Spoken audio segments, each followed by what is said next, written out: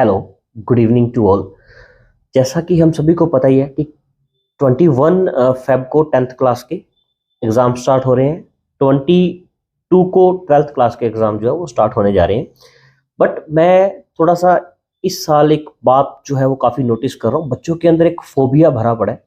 बच्चे एक stress feel कर रहे हैं, एक एंजाइटी फील कर रहे हैं अपने एग्जाम्स को लेके। तो मैं आज बात करूंगा इसी के रिगार्डिंग कि how to reduce exam anxiety, कि बच्चे अपने एग्जाम की जो एंजाइटी है, जो स्ट्रेस है, उसे कैसे दूर कर सकते हैं। इसके बारे में हम कुछ बातें जो है वो शेयर करेंगे पेरेंट्स के साथ भी और बच्चों के साथ भी। फर्स्ट ऑफ ऑल देखिए बेटा, सबसे पहले बच्चे इस चीज़ को लेके कंफ्यूज हो रहे हैं कि हमें ना समझ में नहीं आ रहा हम कहाँ से शुरू करें, हम कहाँ से पढ़ें, हमें सब आ रहा है, टाइम मैनेजमेंट नहीं हो रही। तो मैं बच्चों से ये कहना चाहूँगा कि बेटा देखिए, अब है हमारा लास्ट और पीक टाइम। पीक टाइम में सब कुछ नहीं पढ़ा जाता। ऐसा नहीं है कि हम ये भी कर लेंगे वो भी कर लेंगे, ऐसा नहीं है। फर्स्ट ऑफ ऑल हमें क्या करना है कि बच्चों ने जो भी बुक रीडिंग करनी थी, जो भी नोट्स रीड करने थे, वो कर लिए। अब ना तो बुक रीडिंग का टाइम है, ना नोट्स रीडिंग का टाइम है। अब बच्चों के पास जो टाइम है वो एक ऐसा पीक टाइम है कि हमें बहुत ही ज्यादा क्रीम मैटर चाहिए, बहुत ही ज्यादा इंपॉर्टेंट मैटर चाहिए, कम टाइम में ज्यादा स्कोर कर सके। एग्जाम डेज में फर्स्ट ऑफ ऑल अपनी 8 से 10 घंटे की 8 to 10 आवर्स का जो स्लीपिंग पैटर्न है, इसे मेंटेन करें। नींद खराब करके एग्जाम टाइम में पढ़ाई नहीं होनी चाहिए। आपका जो स्लीपिंग पैटर्न है ये डिस्टर्ब नहीं होना चाहिए। सबसे पहले प्रॉपर तरीके से आप अपनी नींद लीजिए। सेकंड, अपना जो रेगुलर स्टडी टाइम है 4 आवर 5 आवर 6 आवर वो मत रखिए।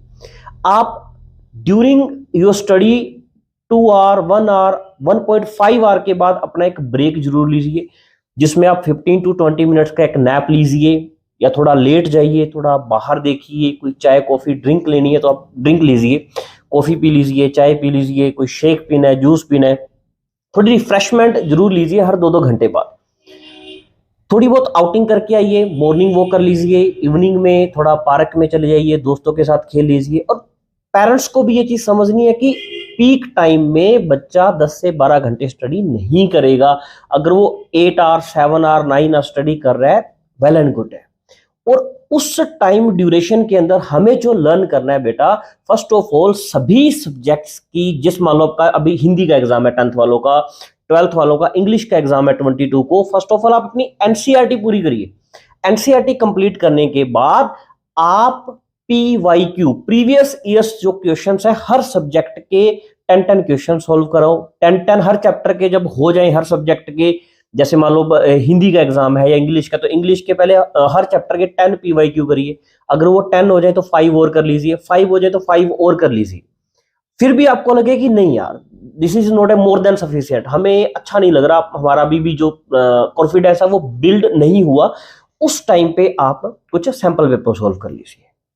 लेकिन अगर हम बोलें कि हम एग्जाम टाइम में नोट्स रीड कर लेंगे, बुक भी रीड कर लेंगे, एनसीईआरटी भी कर लेंगे, पीवाईक्यू भी कर लेंगे, सैंपल पेपर भी कर लेंगे, तो बेटा आपके माइंड में लॉस ऑफ कॉन्फ्लिक्ट्स जो है वो क्रिएट हो जाएंगे, टाइम मैनेजमेंट हो नहीं पाएगी, स्लीपिंग पैटर्न आपका डिस्टर्ब हो जाएगा, डाइट पैटर्न आपका डिस्टर्ब हो जाएगा, भूख नहीं लगेगी एंजाइटी से, तो आप और ज्यादा वीक में चले जाएंगे। तो ध्यान रखिए, स्लीपिंग पैटर्न अच्छा करिए, रिफ्रेशमेंट टाइम टू टाइम लीजिए, अपनी डाइट प्रॉपर रखिए, खाना नहीं छोड़ना। सुबह 4 बजे उठना है तो आपको उस हिसाब से इवनिंग में जल्दी सोना है।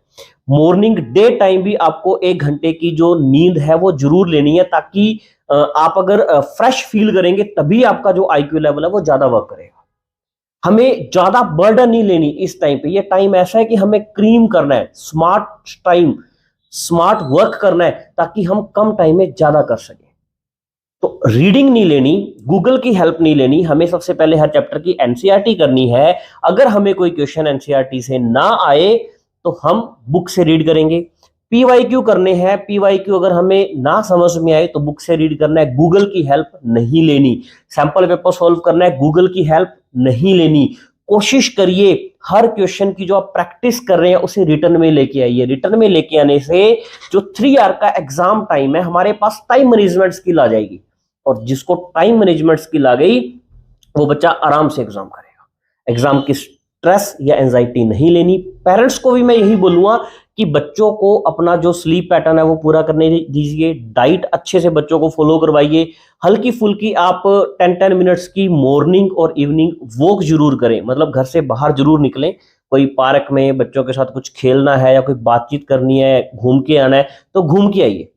मोबाइल का फोन, हाँ आप इसे कम कर सकते हैं, इंस्टाग्राम, रील्स, इन चीजों का यूज ना करें, गुड है, क्योंकि इसमें टाइम का नहीं पता चलता कि कब 1 आवर हो गया, 2 आवर हो गए, 3 आवर हो गए, it's totally wastage of time speak time में। तो हमें एग्जाम के स्ट्रेस को दूर करने के लिए, फिर मैं रिपीट कर रहा हूं बेटा, स्लीपिंग पैटर्न पूरा रखना है, स्लीपिंग पैटर्न के बाद हमें डाइट फॉलो करनी है, रिफ्रेशमेंट प्रॉपर लेनी है, वॉक मॉर्निंग और इवनिंग करनी है, और जो सबसे इंपॉर्टेंट है, first of all her subject के पहले एनसीईआरटी, आफ्टर दैट पीवाईक्यू, फिर अगर आपके पास टाइम बचता है तो आप सैंपल पेपर सॉल्व करेंगे। लेकिन हम ये बोलें कि हम स्टार्टिंग से रीडिंग ले लें, नोट्स पढ़ लें, एनसीईआरटी रीड कर लें, ये रीड कर लें, तो ऐसा काम नहीं करना। रीडिंग आपने पूरे साल में जो करनी थी वो कर ली है, अब रीडिंग का टाइम नहीं है, अब टाइम है क्वेश्चंस करने का। एग्जाम में नोट्स नहीं आने हैं, एग्जाम में आएंगे क्वेश्चंस, और जिस बच्चे ने अपने क्वेश्चंस के ऊपर कमांड अच्छी कर ली, क्वेश्चंस की प्रैक्टिस ज्यादा कर ली, वो बच्चा डेफिनेटली स्कोर करेगा। जिस बच्चे ने कंप्लीट एनसीईआरटी कर ली है, single single question well prepared कर ली है, मिनिमम 70% स्कोर उसका कहीं नहीं गया। एनसीईआरटी के साथ साथ हर चैप्टर के 15 to 20 पीवाईक्यू उसने कर लिए हैं, तो 95+ उसका स्कोर कहीं नहीं गया। मिनिमम बोल रहा हूं, मैक्सिमम आप दोनों में ही 100 अचीव कर सकते हो, अगर आपने फुली पेशेंस, काम तरीके से अगर एनसीईआरटी की प्रैक्टिस करी है, पीवाईक्यू की प्रैक्टिस करी है, सैंपल पेपर की प्रैक्टिस भी अगर आप कर लेते हैं, एनसीईआरटी, पीवाईक्यू, सैंपल पेपर, आप 100 आउट ऑफ 100 जो है वो स्कोर करेंगे एग्जाम में। एग्जाम में जितने भी क्वेश्चंस आने हैं, 10th के 39 क्वेश्चंस आने हैं, 12th के 32 या 33 क्वेश्चंस आने हैं, तो कोई भी क्वेश्चंस हमें लेफ्ट नहीं करना, छोड़ना कुछ भी नहीं है, सब क्वेश्चंस अटेम्प्ट करके आने हैं। जो लगे भी ये क्वेश्चंस हमें नहीं आते, ये क्वेश्चन हमें समझ में नहीं आ रहा, बट देखो पूरा साल आपने पढ़ा था, आपको ये जरूर पता होगा कि ये क्वेश्चन कौन से चैप्टर से है, तो आप कुछ भी उसके अंदर उससे रिलेटेड जो कंटेंट है वो फिल जरूर करके आइए, बट ब्लैंक कोई भी क्वेश्चन नहीं छोड़ना। टाइम की कमी के कारण कोई पेपर आपका रहना नहीं चाहिए। मोस्ट ऑफ द स्टूडेंट्स ये हमें एक्सक्यूज देते हैं कि सर 2 क्वेश्चंस लेफ्ट हो गए, 3 क्वेश्चंस लेफ्ट हो गए, ऐसा नहीं करना। अभी आप जो एग्जाम में आपके हॉलीडेज है, 2 हॉलीडेज है, 3 हॉलीडेज है, 4 हॉलीडेज है, इसमें जो आपने प्रैक्टिस करनी है वो आपकी रिटन प्रैक्टिस ज्यादा हो तो वेल एंड गुड है। रिटन प्रैक्टिस से टाइम मैनेजमेंट बढ़ेगी, फिर आपने जब पेपर सोल्व करना है, आपको बोर्ड एग्जाम में पेपर मिलेगा बेटा, बच्चों को मैं बोलता हूं ना, बच्चा पेपर पहले अच्छे से रीड कर लेना, तो बच्चे सर टाइम वेस्ट हो जाएगा अगर हम पेपर रीड करेंगे। अगर आप पेशेंसफुली पेपर को रीड करते हैं, लर्न करते हैं, अच्छे से समझ लेते हैं, तो आपको ये आता है कि हमें कौन सा सेक्शन अच्छे से आता है। तो जरूरी नहीं है कि हमें एग्जाम का सेक्शन ए सबसे पहले ही करना है, आप कोई भी सेक्शन उठा सकते हैं, बट वो सेक्शन आपको सबसे अच्छा आना चाहिए कि ये सेक्शन तो मेरे को बहुत अच्छे से आता है, मेरा तो कॉन्फिडेंस बिल्ड हो गया सेक्शन को रीड करके। आप वो सेक्शन पहले करिए, लाइक सेक्शन सी पहले करना है, फिर सेक्शन ई करना है, फिर सेक्शन डी करना है, फिर सेक्शन बी करना है, फिर सेक्शन ए करना है।